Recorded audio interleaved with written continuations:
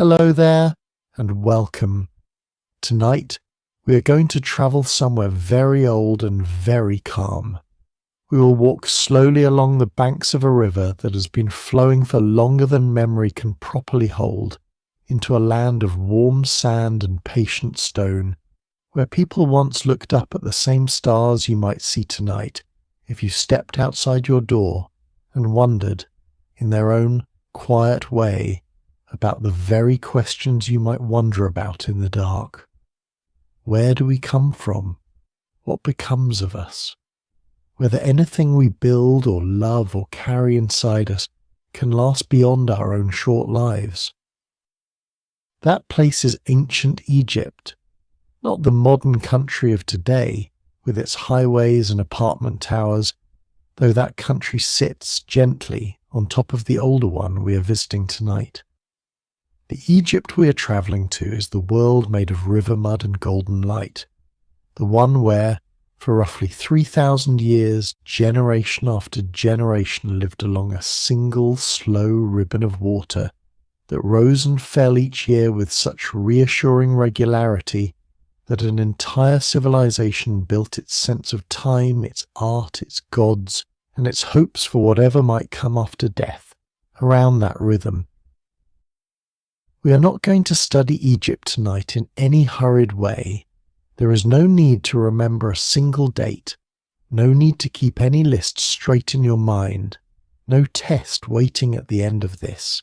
Instead, we are simply going to drift through a great many small, true and gentle facts about this old world, the way you might once have drifted down that same river on a quiet wooden boat, watching the reeds and the riverbanks slip past without ever needing to arrive anywhere in particular. If you find these gentle journeys comforting, I invite you to like, subscribe, or leave a thought below. It helps others find their way here too, one sleepy soul at a time. For now, though, there is nothing at all that you need to do. Let your shoulders soften into whatever is holding you up tonight. Let your breathing slow, just slightly, the way it already wants to if you allow it.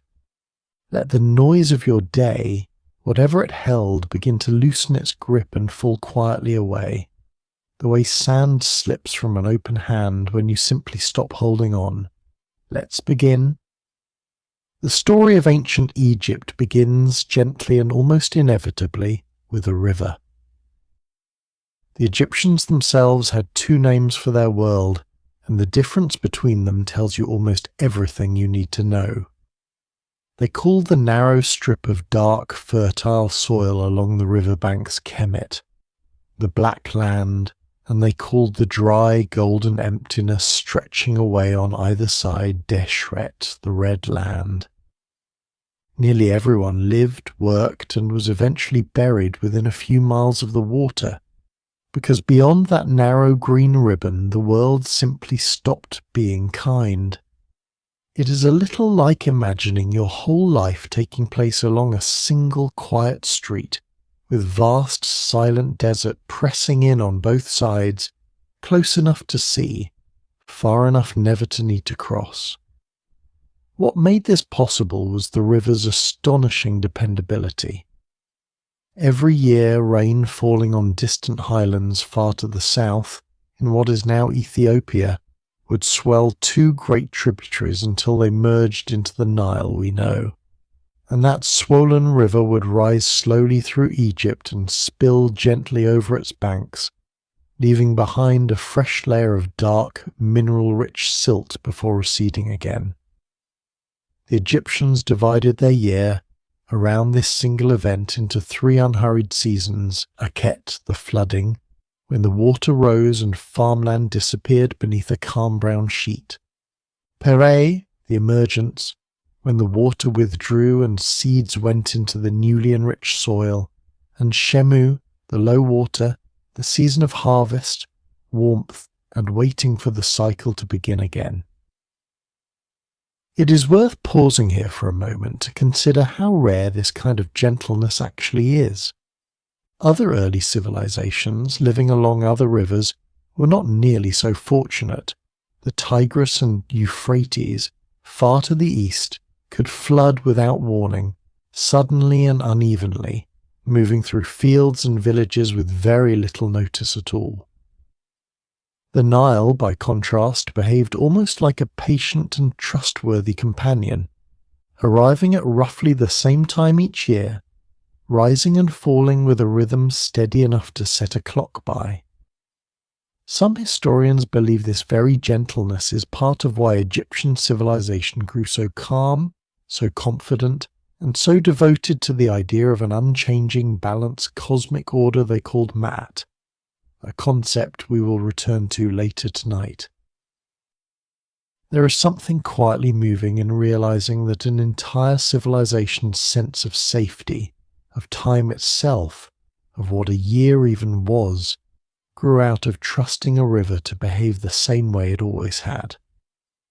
You might think of your own life the same way, in its smaller moments, the reassurance of a familiar routine, the comfort of something arriving exactly when you expect it to. The ancient Egyptians built an entire world on that feeling, multiplied across thousands of years. Let us move on now to a smaller, more delicate part of this same story, the way the Egyptians learned to measure the river's gift with quiet precision. Because the flood mattered so much, Egyptian officials developed devices called nolometers, simple stone staircases or marked columns built directly into the riverbank, which let them measure exactly how high the water had risen each year. A good, generous flood meant a season of abundance ahead. A weak one meant a leaner year, and in some periods taxes were even adjusted according to the reading, a surprisingly practical detail tucked inside all this ancient reverence for the river. You might picture a quiet official walking down worn stone steps each morning during flood season, watching the water creep up one more mark and feeling something not unlike the relief of checking a forecast and finding good news waiting there.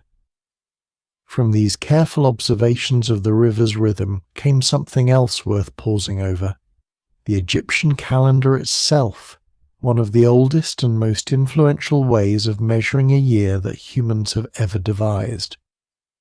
The Egyptians noticed that the star we now call Sirius would disappear from the night sky for about 70 days and then reappear, low on the horizon just before dawn, at almost exactly the same time each year that the Nile flood began.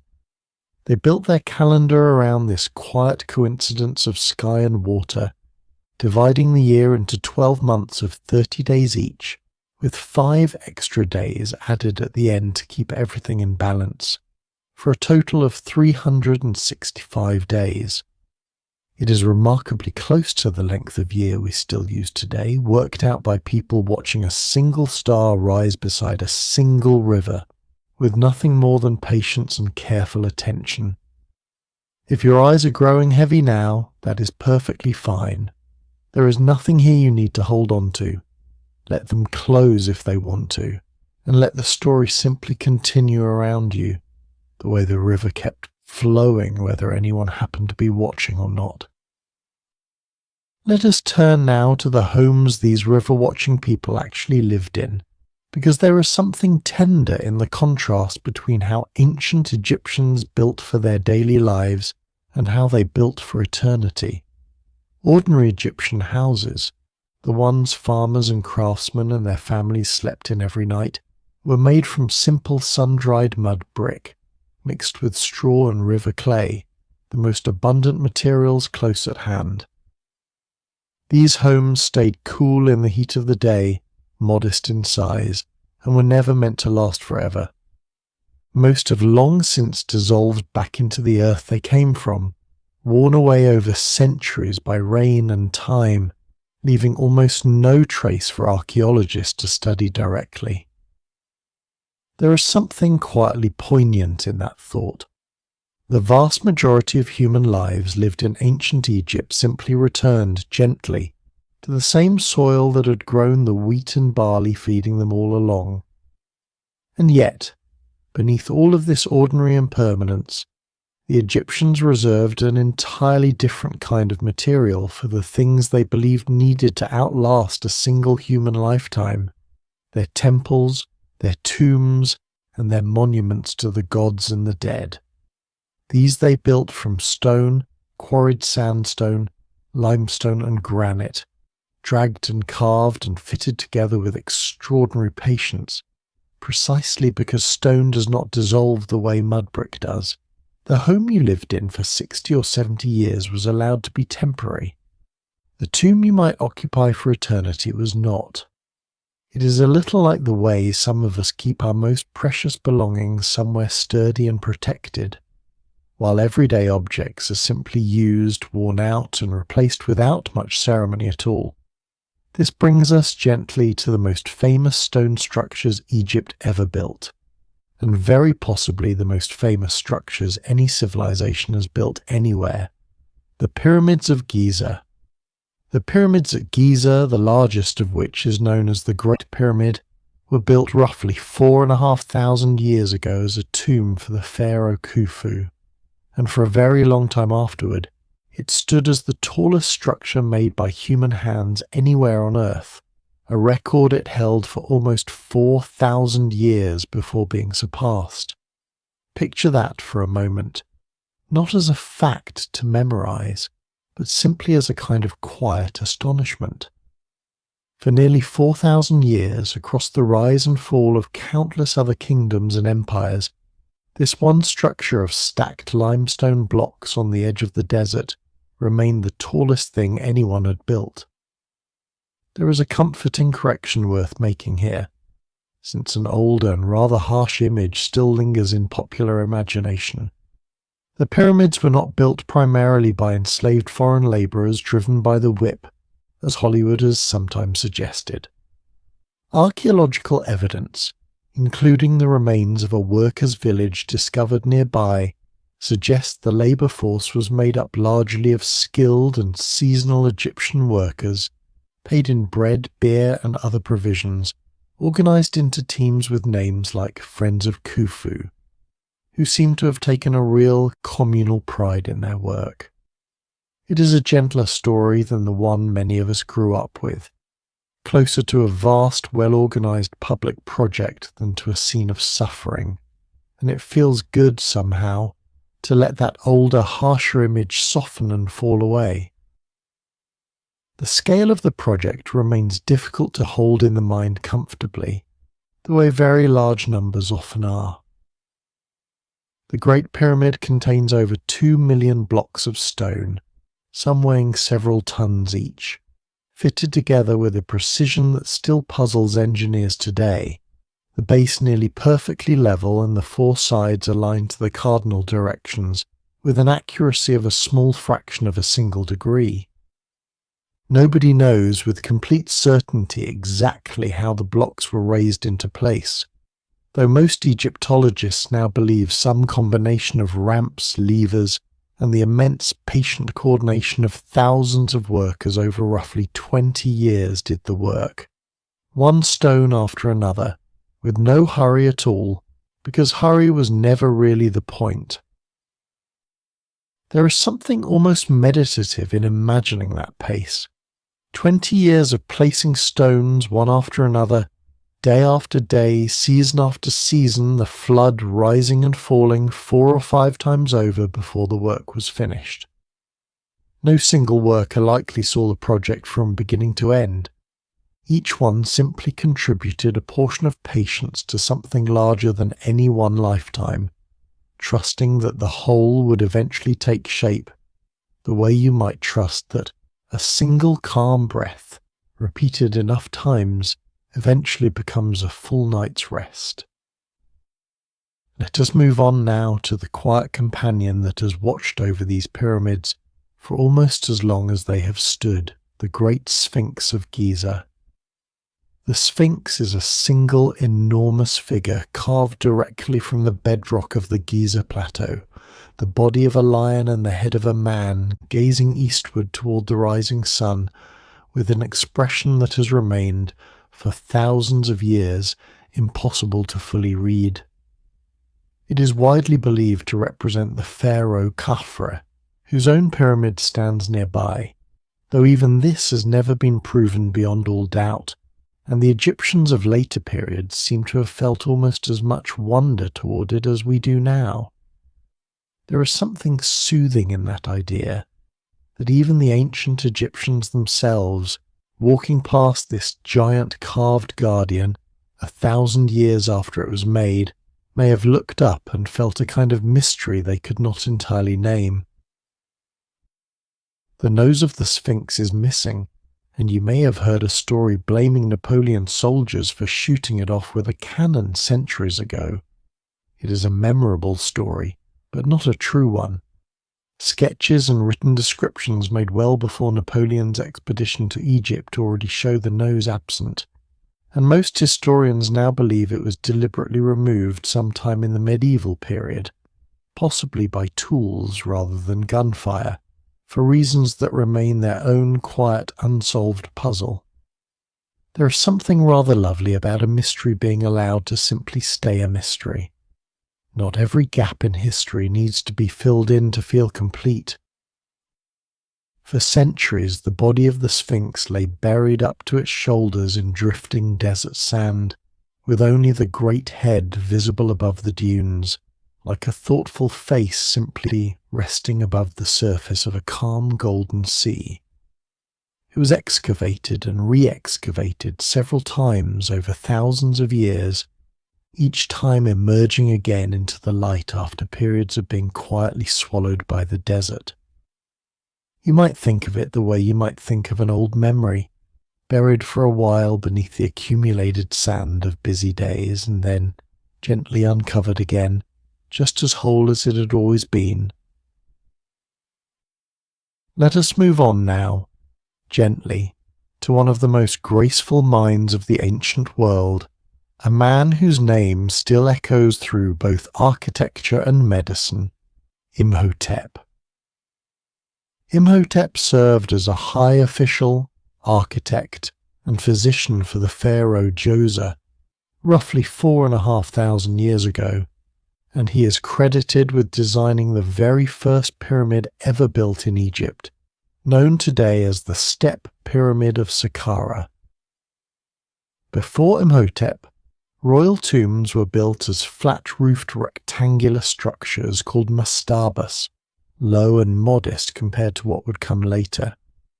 Imhotep's innovation was to stack 6 mastabas of decreasing size on top of one another, creating a structure that rose toward the sky in a series of broad, deliberate steps, like a staircase built for the pharaoh's spirit to climb toward the heavens.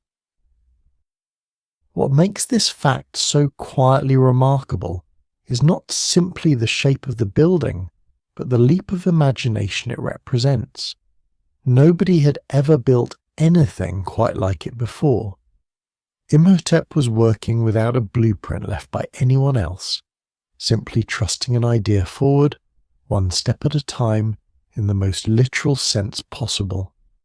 Centuries later, the Egyptians would come to revere Imhotep not only as a brilliant architect, but eventually as a god in his own right, associated with healing and medicine, one of the very few non-royal Egyptians ever elevated to that kind of lasting honor. It is a gentle reminder that careful, patient craftsmanship has, throughout history, sometimes outlasted even the kings it was built to serve. There is something worth sitting with here for a moment. An idea, carefully placed one step at a time, can rise higher than anyone first imagined. You do not need to do everything at once. You simply need to place the next step and trust that the staircase will eventually reach where it needs to go. Allow your breathing to find its own slow rhythm as we continue. There is nothing you need to hold on to right now, only the quiet sound of this story moving forward, the way the Nile itself simply continued moving forward, century after century, without ever needing to rush. Let us turn now to one of the most carefully tender practices in all of ancient Egypt, a ritual born not from fear of death, but from a deep and patient love of life, mummification. The Egyptians believed that for a person's spirit to continue into the afterlife in comfort, the body needed to be preserved as recognizably as possible, since the spirit was thought to need a familiar form to return to and rest in. The process of mummification, refined over many centuries, was slow, careful, and almost tender in its attention to detail. Embalmers would gently remove the internal organs, treat the body with natron, a naturally occurring salt that drew out moisture, and wrap it layer upon layer in fine linen strips, often tucking small protective amulets between the layers as they worked. The entire process could take as long as 70 days from beginning to end, a span of time the Egyptians seem to have considered appropriate, even necessary, rather than slow. Some things, they seem to understand instinctively, are simply not meant to be rushed. It is worth pausing to consider what this process reveals about the Egyptian relationship with death itself. Rather than treating death as something frightening to be hurried past or avoided in conversation, mummification treated it as simply the next careful, deliberate stage of an ongoing journey, one requiring the same patience and craftsmanship the living had poured into their homes, their farms, and their families. There was no panic in it, only attention. The brain, interestingly, was generally removed and discarded, since the Egyptians believed the heart, not the brain, was the seat of intelligence, memory, and emotion. The heart was almost always left in place within the body, treated with the same careful reverence as the rest, because it was considered far too important to the journey ahead to be set aside. You might find it gently amusing, the way a piece of received wisdom from thousands of years ago turns out to be exactly backward from what we now understand about anatomy, and yet there is something rather touching in the underlying intuition. We still say, even now, that we feel things in our hearts. The metaphor outlived the science that first inspired it. The other internal organs, the lungs, liver, stomach, and intestines, were removed, individually treated, and placed into 4 special containers known as canopic jars, each one watched over by one of 4 protective minor deities called the 4 sons of Horus, each with the head of a different creature: a human for the liver, a baboon for the lungs, a jackal for the stomach, and a falcon for the intestines. It is a small, careful detail, easy to overlook, but it reflects the same instinct we have seen again and again tonight. Nothing in this culture's approach to death felt careless or hurried. Every organ had its own guardian.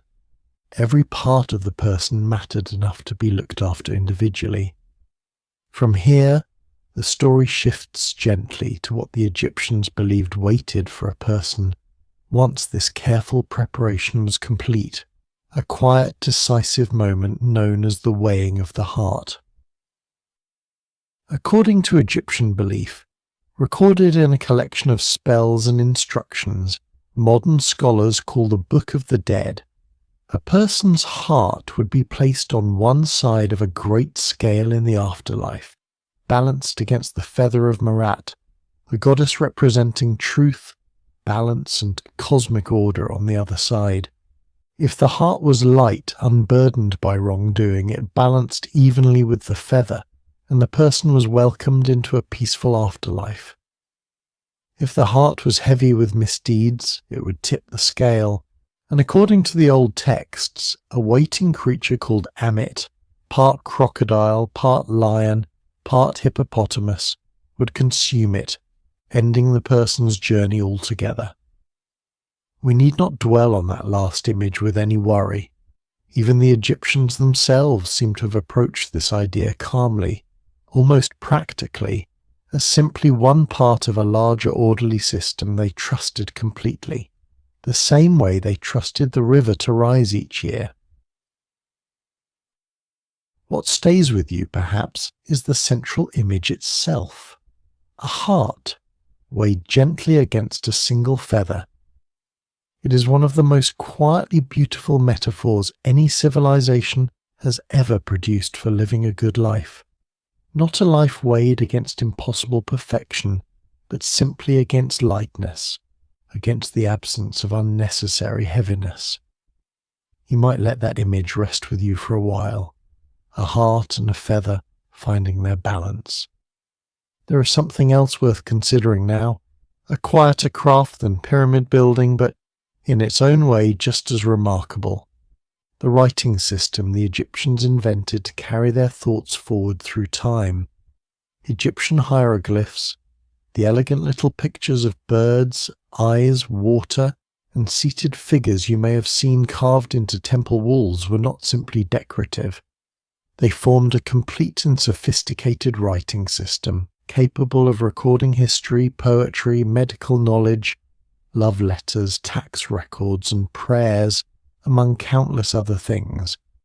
The word hieroglyph itself comes from Greek, meaning roughly sacred carving, a name given by later visitors who found the symbols mysterious and holy-looking, though to the Egyptians themselves this was simply how words looked when written down. It is a gentle reminder that what feels exotic and mysterious to outsiders is often, to the people living inside a culture, simply ordinary life. Reading and writing hieroglyphs was a skill possessed by only a small fraction of the population, somewhere in the range of perhaps 1%, almost entirely men trained from childhood in a long and demanding education. These trained writers, known as scribes, occupied a position of real respect and comfort in Egyptian society, exempt from the harder physical labour most of the population performed, and a popular piece of ancient Egyptian wisdom literature even encouraged young boys to study hard and become scribes, specifically so they would never have to do back-breaking farm work in the sun. There is something quietly funny and very human in that, a 3,000-year-old parent's advice that would not feel out of place today. Study hard, stay inside, use your mind instead of your back. Scribes trained for years in special schools, often attached to temples, learning first a simplified, fast form of writing called hieratic, used for everyday documents, before moving on to the more elaborate, formal hieroglyphic script reserved for monuments and sacred texts.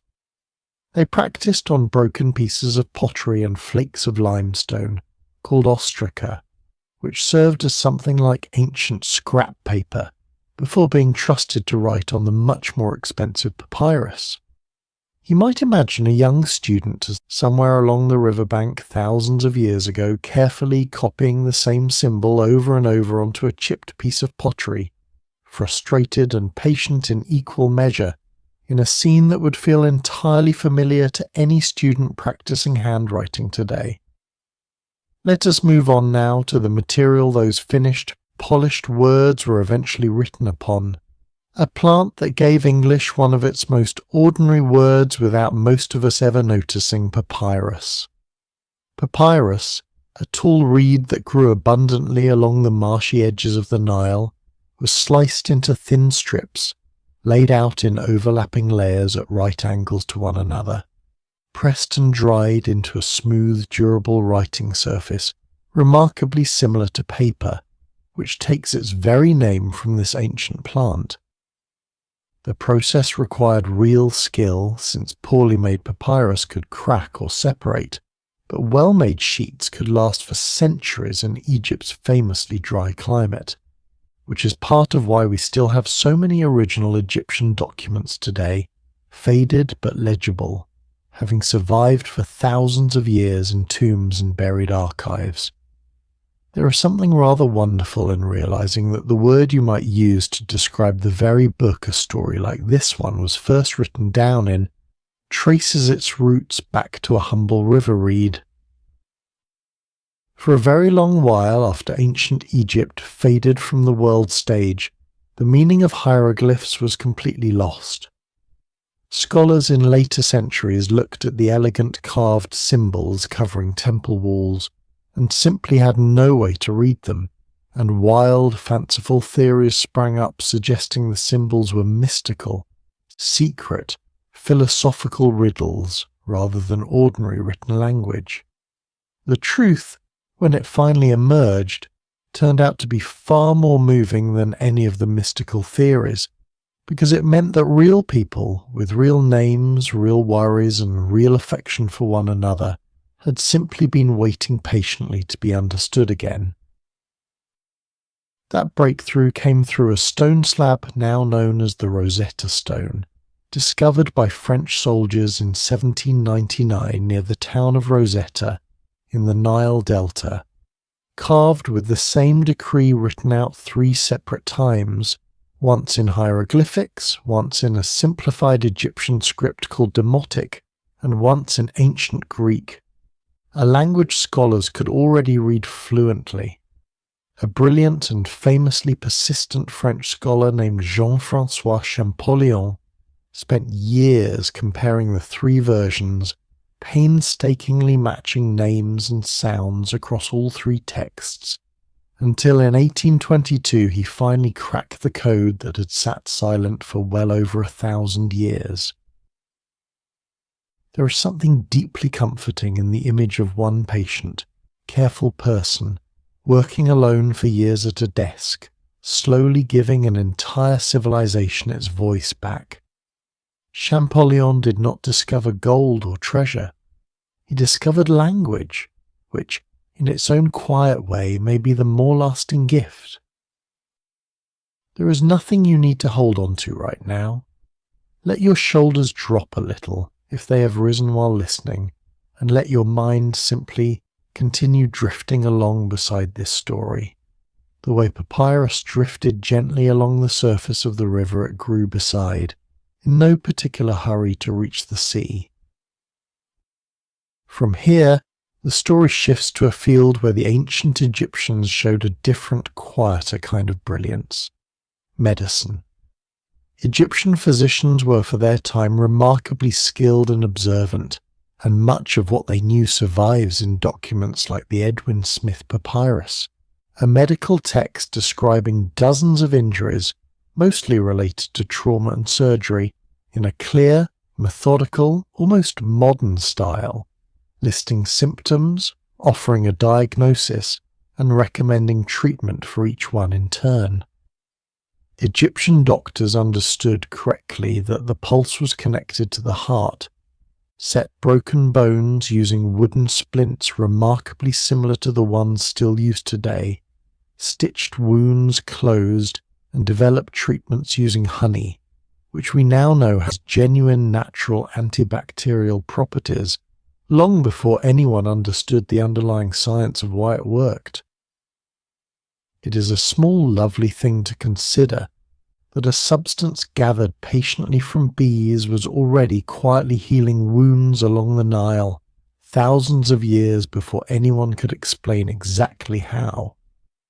Egyptian medicine was not without its more mystical elements either, with many treatments combining careful practical observation alongside spells, charms, and appeals to healing deities, since the Egyptians did not draw the same sharp line between physical medicine and spiritual care that we sometimes draw today. A physician might set a bone with real anatomical skill and also recite a calming incantation over the patient in the same visit, seeing no contradiction at all in offering both kinds of comfort together. There is something rather wise in that blending, honestly, a recognition that healing has always involved more than simply the body. Let us turn briefly now to the quiet mathematics underlying so much of what we have already discussed tonight, the careful numbers hidden behind the pyramids, the calendar, and the fields along the Nile. Egyptian mathematics, while it lacked some of the abstract tools later developed by the Greeks, was remarkably practical and effective, built around the everyday needs of surveying flooded farmland, calculating the volume of grain storage, and laying out the precise geometry required for monuments like the pyramids.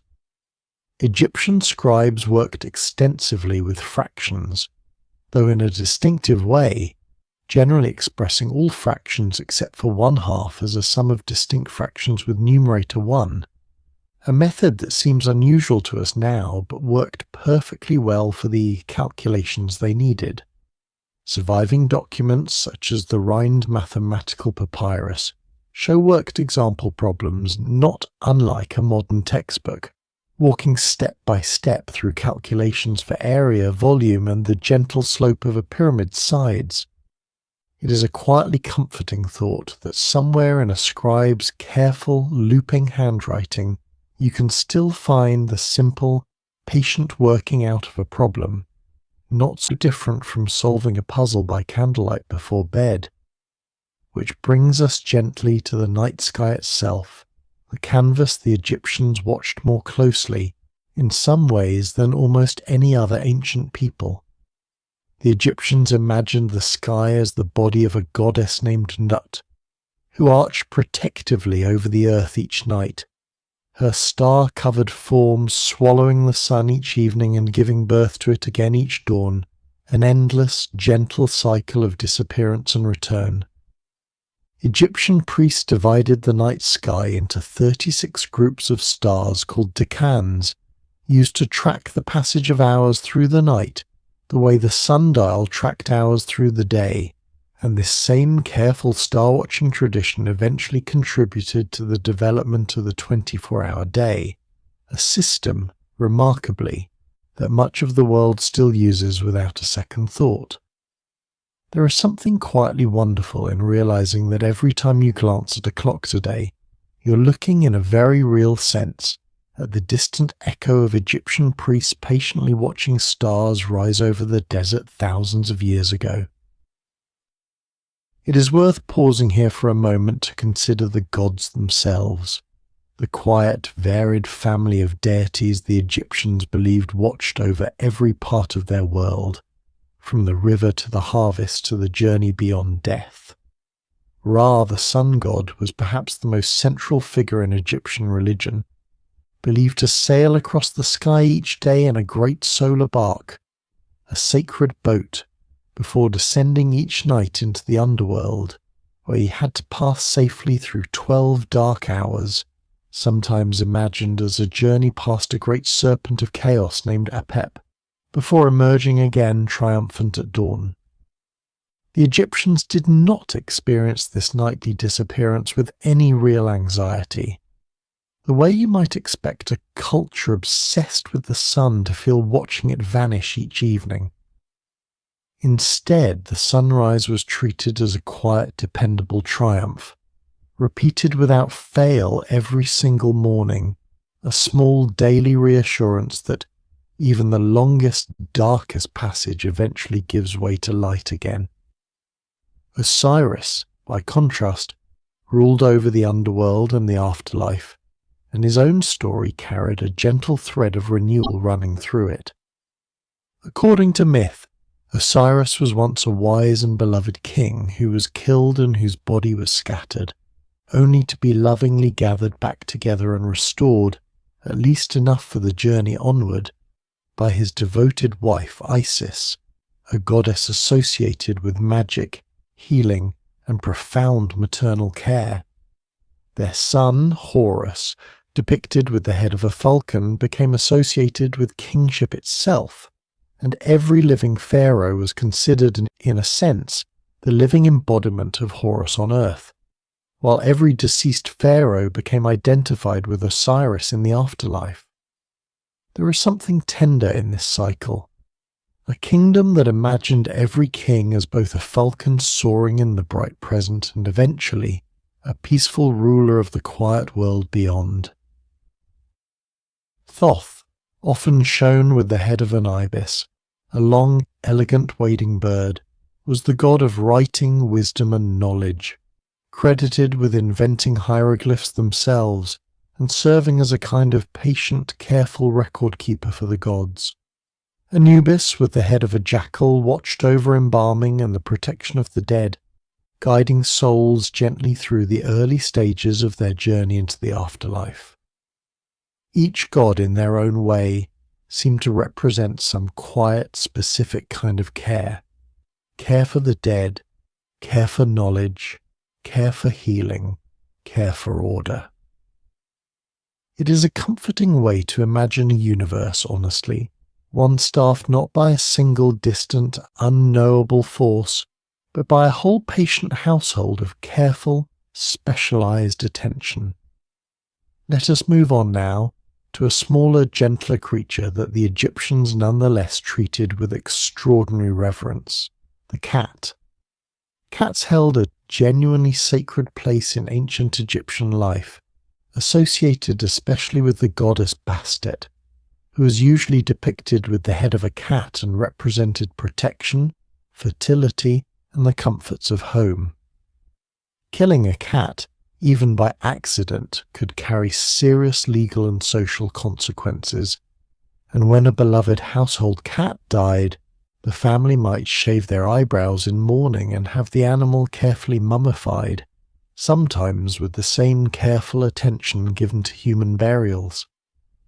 Archaeologists have discovered enormous animal cemeteries containing hundreds of thousands of cat mummies, alongside mummified dogs, birds, and even crocodiles, each one reflecting a genuine, tender devotion rather than mere superstition. There is something quietly lovely in imagining a household 3,000 years ago, grieving over a small, familiar, warm creature curled by the hearth, in much the same way a family might grieve today. You're in no hurry right now, and neither is this old world we're exploring together. If you would like to simply let your eyes close and let the rest of this story drift past you like sound rather than meaning, that is more than enough. Nothing here needs to be remembered. It only needs to be allowed to pass through gently, like water moving over smooth stone. From here, the story shifts to the ordinary, daily texture of life along the river, away from gods and pyramids and toward bread, beer, and quiet evening games. The two staples of the ancient Egyptian diet were bread and beer, eaten and drunk by nearly everyone, from farmers to pharaohs, though naturally in very different quantities and qualities. Bread was made from emmer wheat or barley, ground by hand on stone querns, a slow and surprisingly gritty process that left tiny particles of stone in the flour, which is part of why archaeologists studying ancient Egyptian mummies often find significant wear on their teeth. Egyptian beer, meanwhile, was thick, nutritious, and only mildly alcoholic, brewed from partially baked bread soaked in water and left to ferment, functioning almost as much as a basic food source as a beverage. It is a gentle thing to consider, a civilization capable of building the pyramids, sustaining itself day to day on the simple, humble combination of bread and beer, not so different from the comfort many of us still find today in a warm slice of bread or a quiet drink at the end of a long day.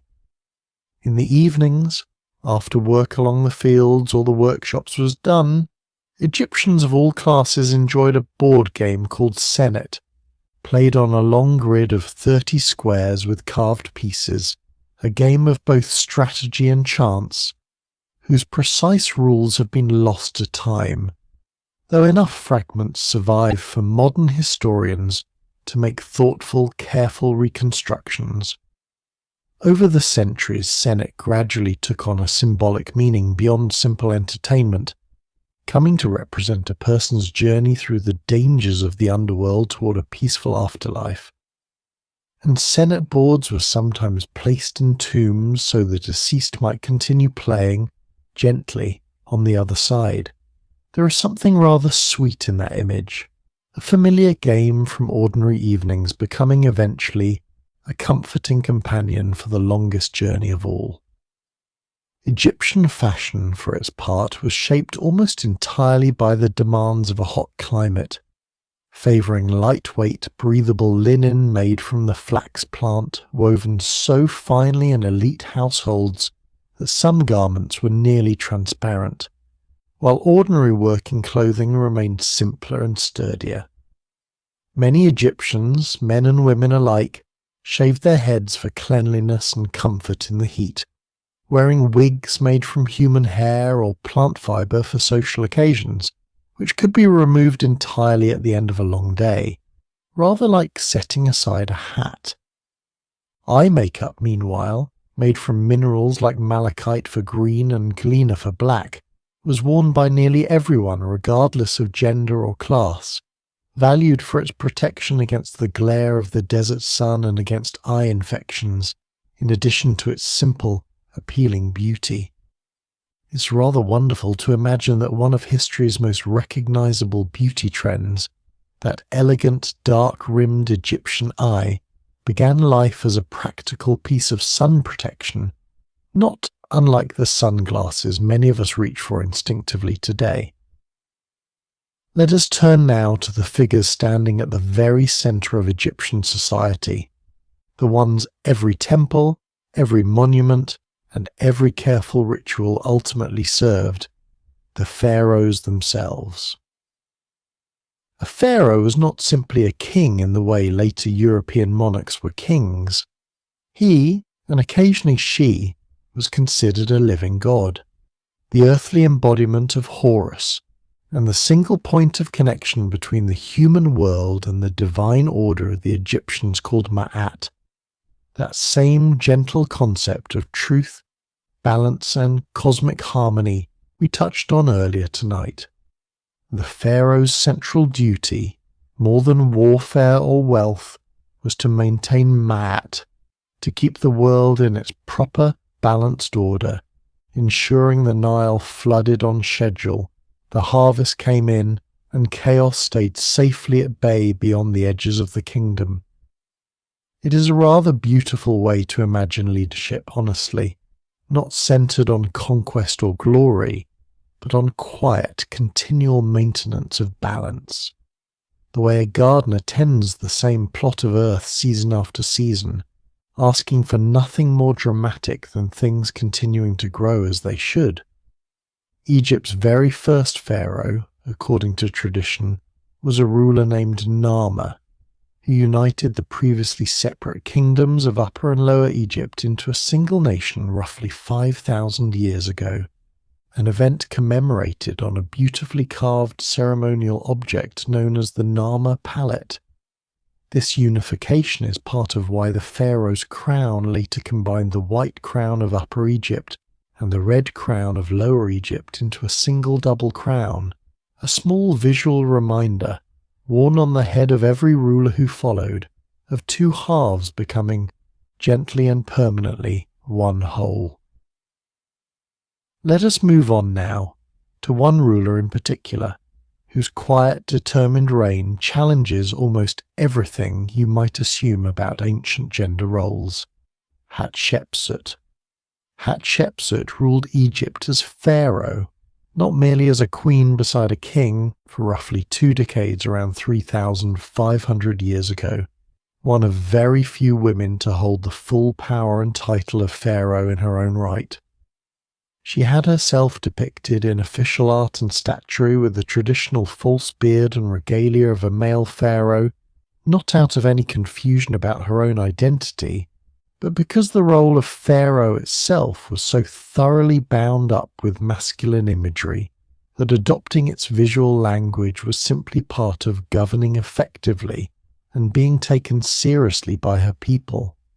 Her reign was by most measures remarkably peaceful and prosperous, marked by extensive trade expeditions, including one famous journey to the land of Punt and ambitious building projects, among them a stunning mortuary temple at Deir el-Bahari that still draws quiet admiration today. After her death, later rulers made some effort to remove her name and image from public monuments, for reasons historians still debate gently among themselves, and yet enough survived carefully and patiently for her story to be pieced back together in full. There is something rather moving in that, a powerful, capable life that someone once tried to erase, gradually and patiently restored to memory, fact by careful fact. There is nothing you need to hold on to right now, only the soft, continuous sound of this story moving forward. If your thoughts have begun to wander somewhere else entirely, that is perfectly fine too. Let them wander. The story will still be here, waiting patiently whenever you choose to drift back toward it. From here, the story shifts to one of the most unusual and quietly fascinating chapters in all of Egyptian history, a brief, bold experiment in completely reimagining the divine order, the reign of Akhenaten. Akhenaten, who ruled roughly 3,300 years ago, attempted something almost no pharaoh before or after him dared to attempt. Rather than honouring the traditional crowded family of Egyptian gods, he elevated a single deity, the Aten, represented as the sun disk itself, to a position of overwhelming primary importance in what many historians consider one of history's earliest known experiments with a form of monotheism.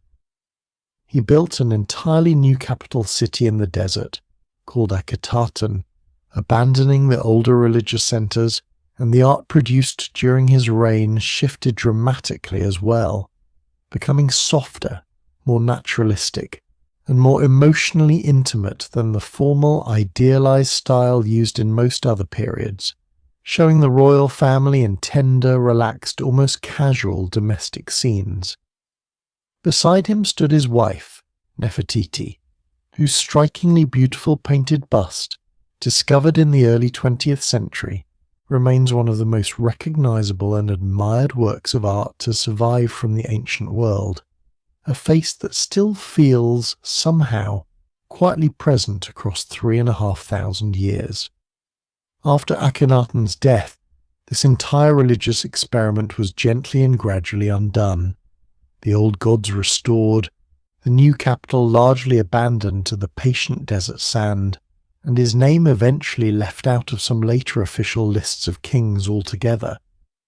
And yet the city of Akhetaten, precisely because it was abandoned so completely and so quickly rather than being built over by later generations, has given archaeologists an extraordinarily clear, undisturbed window into a single brief moment of Egyptian life, frozen in place like a held breath.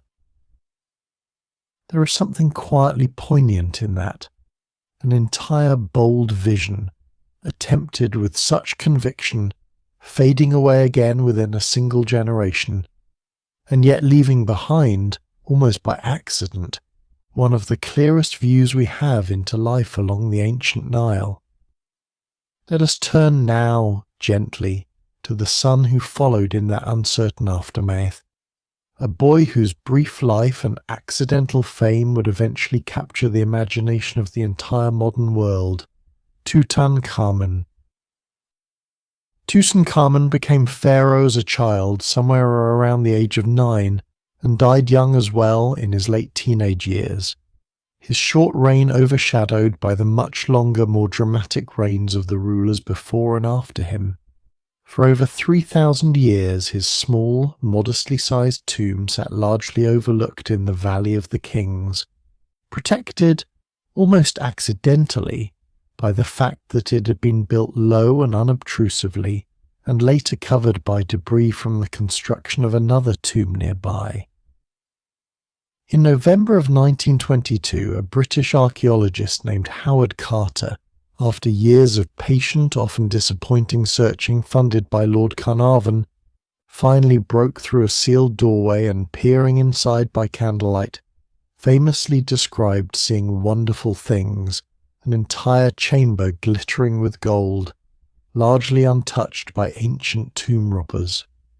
The sheer richness of what Carter found, a solid gold funerary mask, nested golden coffins, chariots, jewellery, furniture, and thousands of carefully preserved everyday objects meant to accompany the young king into the next life, offered the modern world its first truly complete glimpse of royal Egyptian burial customs, all the more startling because Tutankhamun himself had been, in his own lifetime, a relatively minor figure. It is a gentle irony worth sitting with for a moment. The young pharaoh history had mostly overlooked became, through sheer accident of preservation, the single most famous face of ancient Egypt the modern world has ever known. Sometimes, it seems, what quietly endures has very little to do with how loudly a life was celebrated while it was being lived. Let us move on now to a pharaoh who stands almost in deliberate contrast to Tutankhamun's brief, quiet life, a ruler who seemed determined that no one would ever overlook him, Ramesses II. Ramesses II ruled for an astonishing 66 years, somewhere around 3,200 years ago, one of the longest reigns in all of Egyptian history, and he used that long span of time to build more monuments, temples and statues bearing his own name and image than perhaps any other pharaoh before or since. His most striking achievement, the great rock-cut temple at Abu Simbel, features 4 colossal seated statues of Ramesses himself, each one roughly 65 feet tall, carved directly into a sandstone cliff facing the Nile. The temple was positioned with such careful astronomical precision that twice a year, on dates believed to correspond to his birthday and his coronation, the rising sun aligns perfectly to send a beam of light deep into the temple's inner sanctuary, illuminating statues of the gods seated there, a quiet, deliberate marriage of architecture and astronomy that still draws visitors to witness it today. In the 1960s, when the construction of the Aswan High Dam threatened to submerge Abu Simbel beneath the rising waters of a new reservoir, an extraordinary international engineering effort carefully cut the entire temple complex into large blocks, moved every single piece, and reassembled it on higher ground nearby, preserving both the structure and, remarkably, that same precise solar alignment Ramesses' original builders had achieved thousands of years earlier.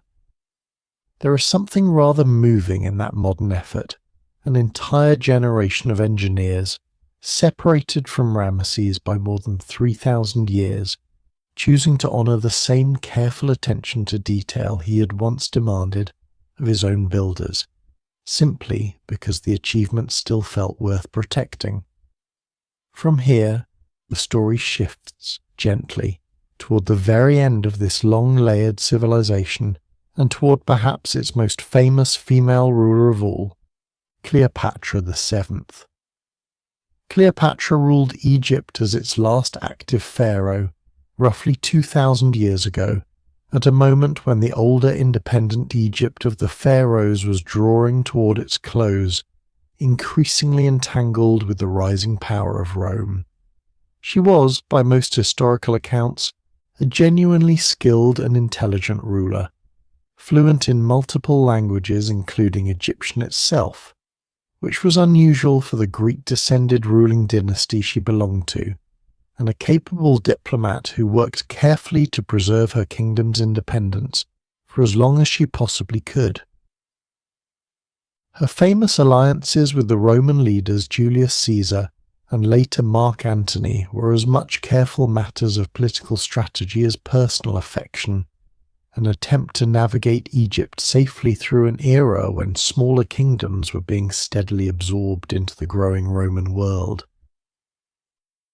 It is worth noting, gently, that Cleopatra actually lived chronologically closer to our own era of smartphones and air travel than she did to the building of the Great Pyramid, since roughly 2,500 years separate her reign from Khufu's, while only about 2,000 years separate her from us. There is something quietly disorienting and rather wonderful in that thought, a reminder of just how long, layered and continuous Egyptian history really was, far longer than the brief span most of us instinctively imagine when we picture it.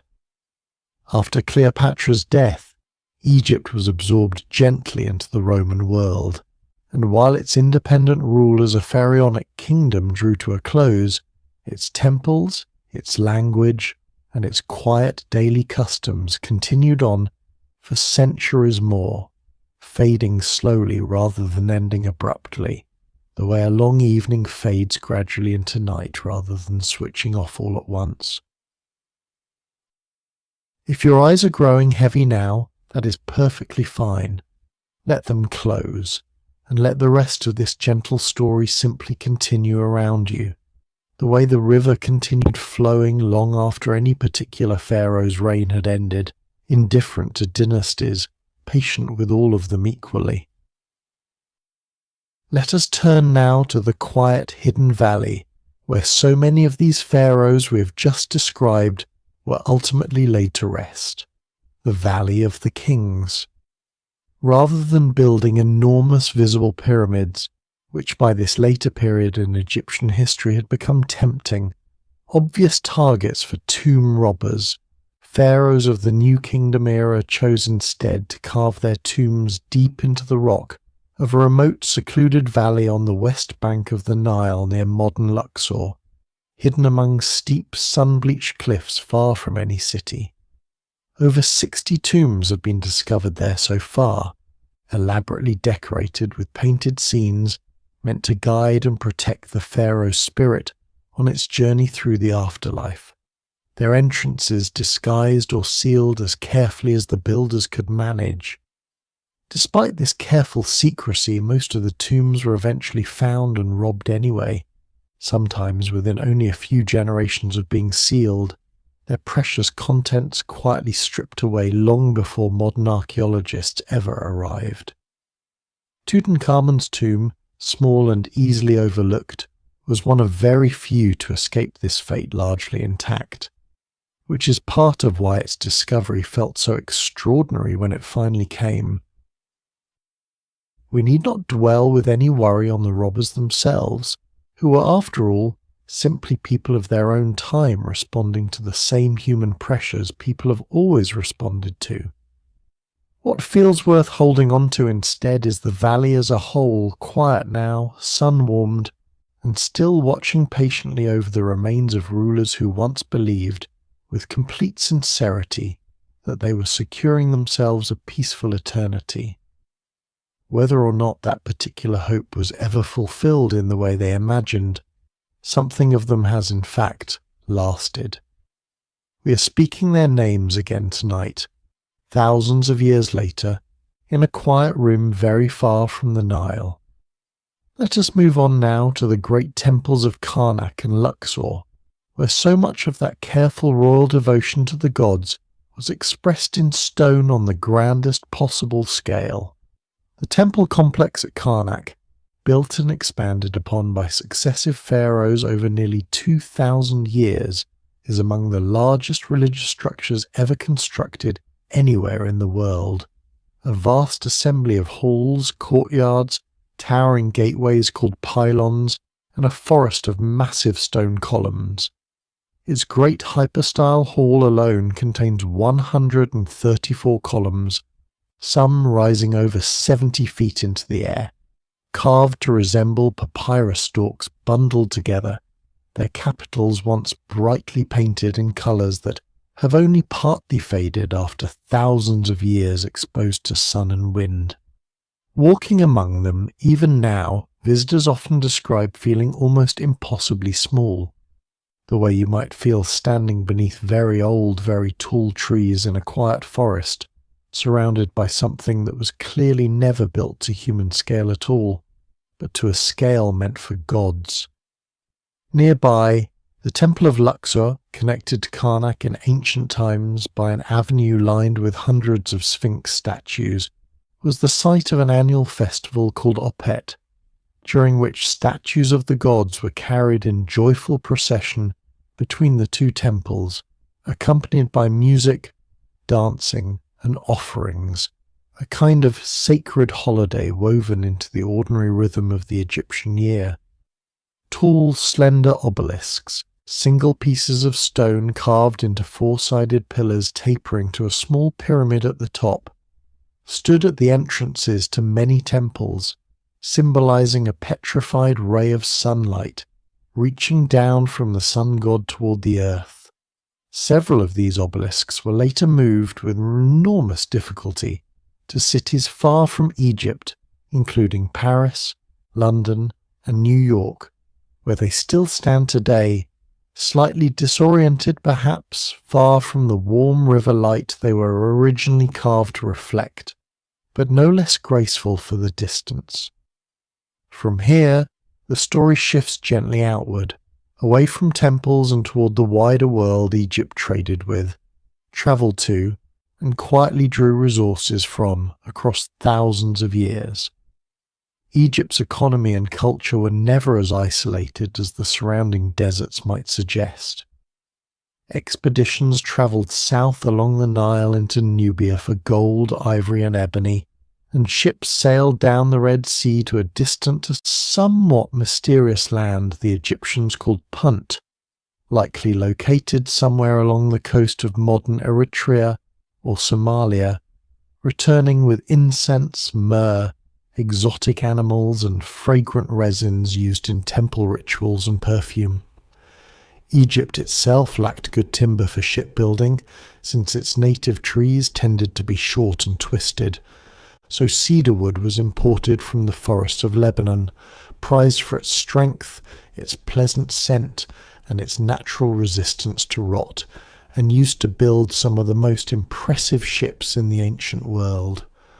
There is something rather lovely in picturing those ships, gliding up the Nile heavy with cedar and incense and the quiet, accumulated scent of 1,000 miles of travel, arriving at last in a kingdom that, for all its self-contained confidence, was never quite as isolated as it might first appear.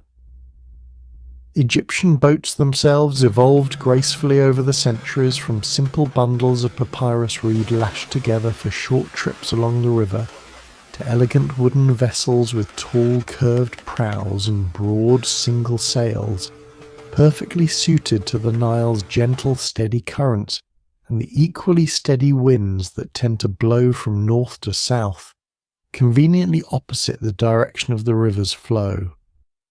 This happy natural arrangement meant boats could sail upstream against the current with the wind at their backs, and drift gently downstream with the current when the wind died down, a small, quiet gift of geography that made river travel remarkably efficient throughout Egyptian history. It is worth pausing to appreciate that kind of harmony, a river and a wind pattern arranged in such a way that travelling in either direction never felt like fighting against the world, only working gently alongside it. There is nothing you need to hold on to right now, only the soft, unhurried sound of this river story continuing to drift forward. Let your breathing settle a little further, slower now than it was even a few minutes ago, the way a boat naturally slows once the wind it was riding begins, gently, to ease. Let us turn now to the wider landscape surrounding that gentle river, the deserts and quiet pockets of green that framed Egyptian life on every side. Beyond the narrow, fertile strip of the Nile Valley, the desert stretched away for hundreds of miles in either direction, mostly empty, but scattered here and there with isolated oases, places where underground water reached close enough to the surface to support palm trees, gardens, and small settled communities entirely surrounded by sand. The Siwa Oasis, far out in Egypt's western desert, was known in ancient times for its temple to the god Amun, so respected and so remote that even Alexander the Great is said to have made the long, difficult journey there to consult its oracle. There is something quietly remarkable in imagining these small green islands scattered across such vast emptiness, each one a patient, stubborn pocket of life, sustained by water moving silently underground, invisible and unhurried, long before it ever reached the surface to nourish a single-date palm. Within the river itself and along its banks lived creatures the Egyptians regarded with a calm mixture of practical caution and genuine reverence. Nile crocodiles, often quite large, were associated with the god Sobek, who represented both the danger and the fertility the river could bring, a reminder that the same water giving life to the fields also demanded certain quiet respect. Hippopotamuses, despite their gentle, rounded appearance, were treated with similar careful regard, and the goddess Taweret, depicted with the head of a hippopotamus, was associated specifically with protection during childbirth, a tender pairing of a powerful river animal with one of life's most vulnerable, hopeful moments. Herons and ibises waded patiently along the shallows at dawn, and the lotus flower, which closes each evening and opens fresh again each morning, became a quiet, natural symbol of rebirth and renewal, blooming gently on temple walls and painted ceilings throughout Egyptian art. It is rather lovely to think that something as ordinary as a flower's daily habit, closing at dusk and opening at dawn, became, through patient observation, one of the most enduring symbols of hope an entire civilization ever produced. Let us move on now to the colours and small creatures the Egyptians filled their art and their jewellery with, each one carrying its own quiet layer of meaning beneath the surface.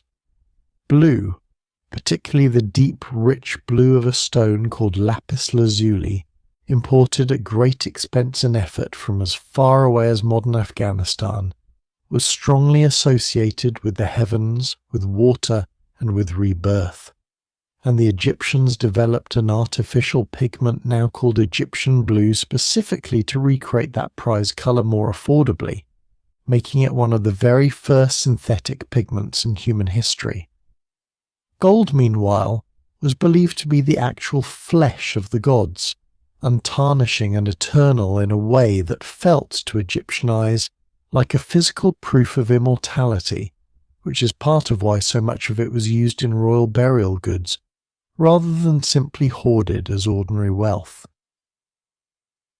The small, unassuming scarab beetle, often seen rolling balls of dung across the ground, was associated with the god Khepri and with the rising sun itself, since the Egyptians observed young beetles emerging from those same dung balls and saw in it a quiet, perfect metaphor for new life.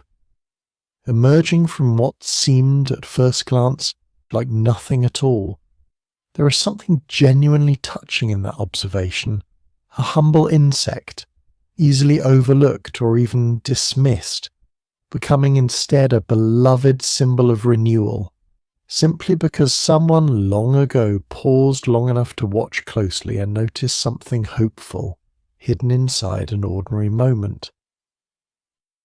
From here, the story shifts to sound and movement, to the music and dance that filled Egyptian temples, homes, and festivals alike with a warmth that stone carvings alone cannot fully convey.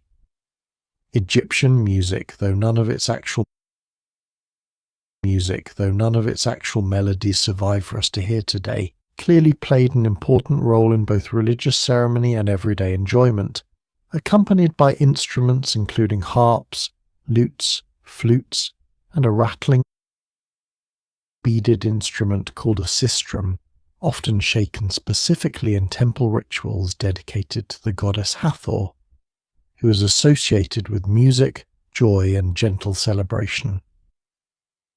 Professional dancers and musicians, often women, performed at banquets and festivals, their movements and rhythms depicted in tomb paintings, with a fluid grace that still feels remarkably alive across the centuries, frozen mid-gesture in painted plaster, hands raised, feet caught lightly in motion. During the Opet festival we touched on a little earlier, the streets of Luxor would fill with exactly this kind of music and movement, the whole city briefly transformed into something closer to a warm communal celebration than a solemn religious obligation. It is worth imagining, for a moment, the particular texture of that sound carrying across the warm evening air, rattling sistrums, plucked harp strings, low voices singing something we will never get to hear again, all of it rising gently into a sky just beginning to fill with stars. Allow your breathing to settle a little further now, slower than before, the way a festival's noise gradually softens into quiet once the procession has passed and the evening settles back into stillness. There is nothing left for you to do but listen, loosely, to whatever drifts past next. Let us turn now to childhood itself, to the schools, toys, and small daily routines that shaped an ordinary Egyptian's earliest years. Formal schooling, much like literacy itself, was largely reserved for boys from wealthier families, often training specifically to become scribes, while girls and children from poorer households typically learned practical skills directly at home.